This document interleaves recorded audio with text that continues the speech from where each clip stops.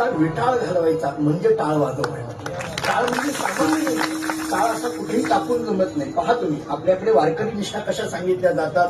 आपण काय करतो, टाळ असा खाली टाकतो, नाही चालत. टाळाला गादीच असली पाहिजे. आपण जर बघितलं आपल्या परंपरांमध्ये तर टाळाला गादी असते. अलीकडच्या काळात काही काही ठिकाणी ते असे वेळू बांधतात आणि त्याच्यावर असे टाळ अडकवतात.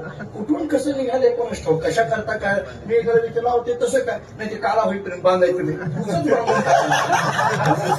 नाही महाराज, काही काही विनाकारण काय होत आहे म्हणजे मी याच्यात कुणाला टीका टिप्पणी करत नाही, परंतु ज्या नियम आहेत. आपण एखादी गोष्ट केली, काय आहे आपल्याकडे बघणारा आणि थोडा इंग्रजीतला शब्द वापरतो, आपल्याला फॉलो करणारा वर्ग नवीन पिढीमध्ये फार आहे. तर मग आपण इतक्या व्यवस्थित पद्धतीने चांगलं समाजापुढे दिलं पाहिजे की ज्याच्यामध्ये त्या माध्यमातून चांगल्या पद्धतीचं बीजारोपण समाजामध्ये होईल.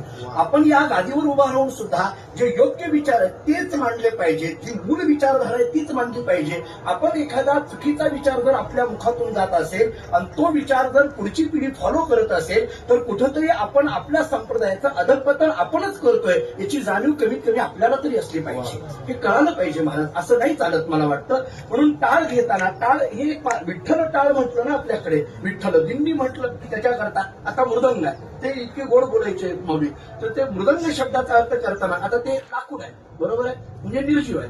तर ते असं म्हणताना असं म्हणायचे, मृत असून सुद्धा भगवंताच्या भजनात दंग आहे म्हणून तो मृदंग आहे असं म्हणायचं. लाकूड आहे, निर्जीव आहे ना, पण ते दंग आहे म्हणजे निर्जीव दंग होत आहे एवढंच सांगायचं. बोलून घ्या मृदंग